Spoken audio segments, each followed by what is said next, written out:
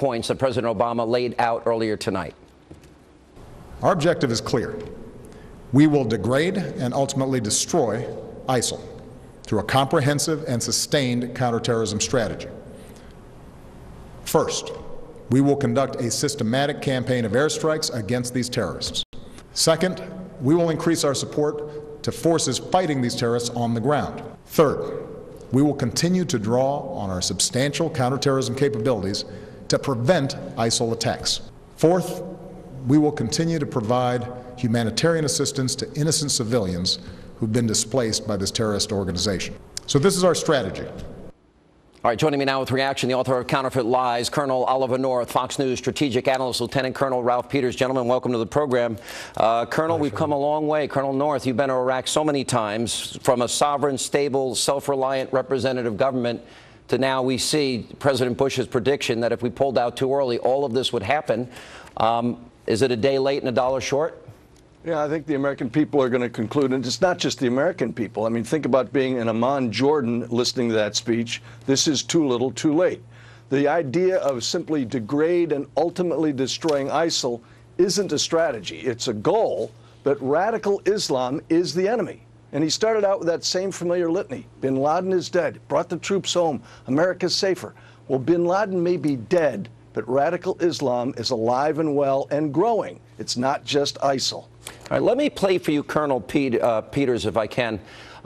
This is a montage of the president declaring that the war in Iraq is over. And I think that the relevance of this is pretty important here, because all of the cities, as we've been discussing tonight, that Americans fought, bled, and died for now have been taken over. And how did we get in this situation? And could the strategy that the president laid out tonight, could it have been employed to save some of these cities? Here's what he said over the years. I refocused the fight, bringing to a responsible end the war in Iraq, which had nothing to do with the 9/11 attacks. Last month, I announced that, as promised, we will end the war in Iraq by the end of this year. After nearly 9 years, America's war in Iraq will be over. 4 years ago, I promised to end the war in Iraq. We did. Is the war over, Colonel? War is never over, but the war in Iraq certainly isn't.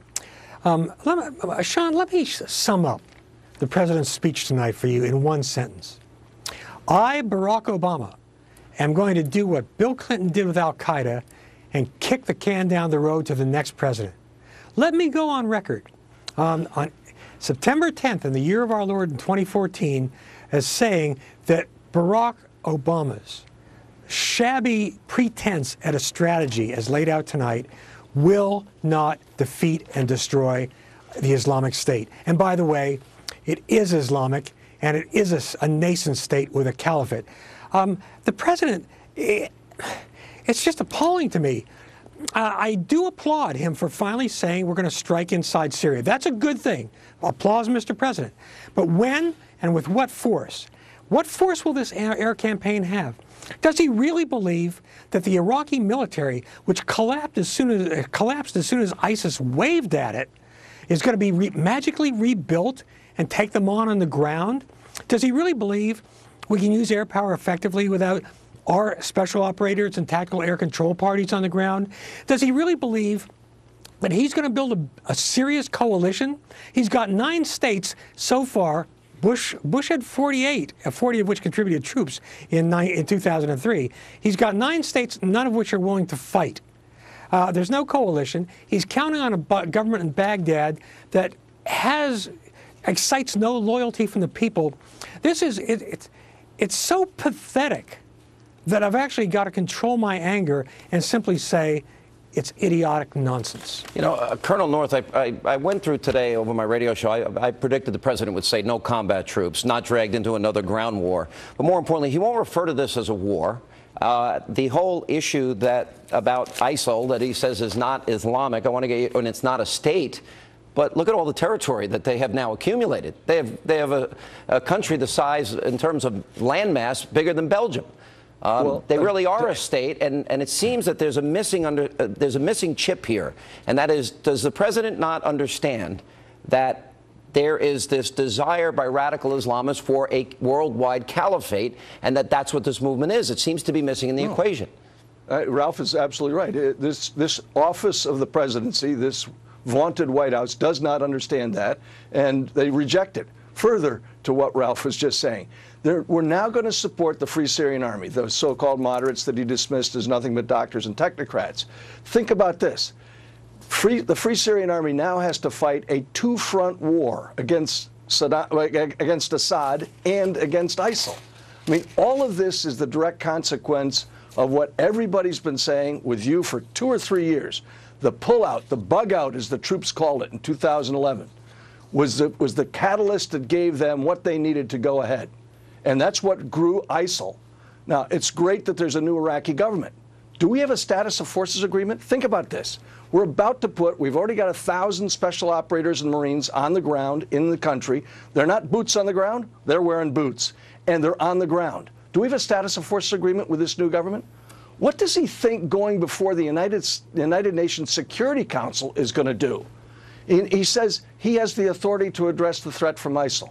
Well, why not go to Congress for a resolution of support for the air operations that he thinks is going to somehow reverse things in Syria and in Iraq?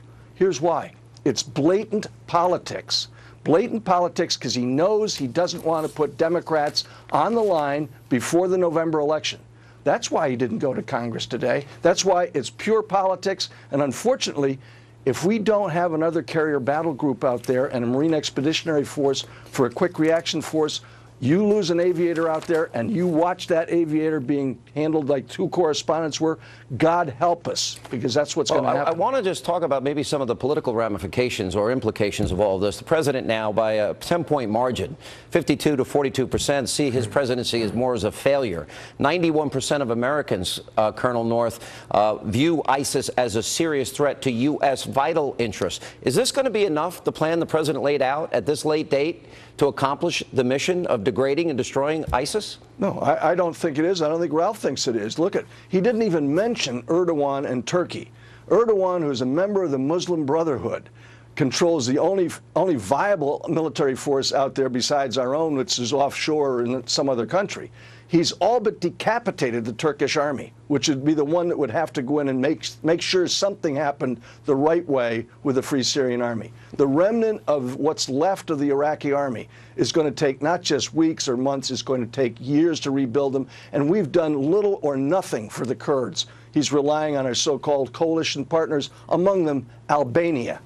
What is your take, Colonel Peters, in terms of the ultimate success, number one, and a question I asked Senator McCain earlier, and that was, do you think this president has the ability to see this through? It was back to a question I was asking you the other night. When we now politicize wars, Vietnam, Colonel North, you fought in Vietnam, or we politicize this war, and we make decisions through the prism of politics, all the gains that so many Americans died for, I am very concerned about sending Americans into harm's way in any capacity and not finishing the job that we need to finish.